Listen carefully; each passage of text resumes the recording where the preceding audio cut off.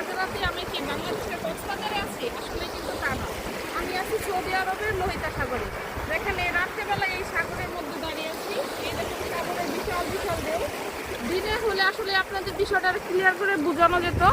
আর দেখেন এই যে চারিপাশের পরিবেশ, রাস্তাঘাটে একদম মানুষ খুবই কম। আর এখানে কোনো চুর ডাকাত বা কোনো খারাপ কোনো কাজের এগুলোর ভয় নেই।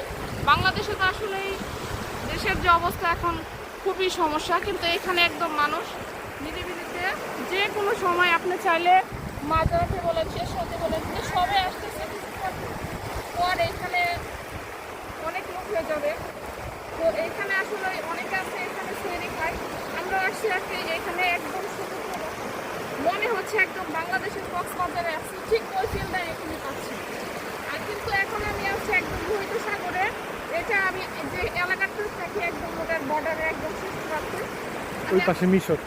আর ওই সাইডে হচ্ছে রাত্রের কারণে বোঝা যাচ্ছে না, ওই সাইডে হচ্ছে আপনার মিশর। আর এটা হচ্ছে আপনার আমি সৌদি আরবের যে এখানটাতে থাকি। জেদ্দা। আর এই পানিতে দেখেন ঘেটে, এই যে দেখেন আমার কি অবস্থা, একদম কাপড় অর্ধেক ভিজে গিয়েছে। বাট সব হলেও ফিলটা খুব ভালো পাচ্ছি, একদম বাংলাদেশের কক্সবাজারের মতো। সবাই ভালো থাকবেন, আল্লাহ হাফেজ।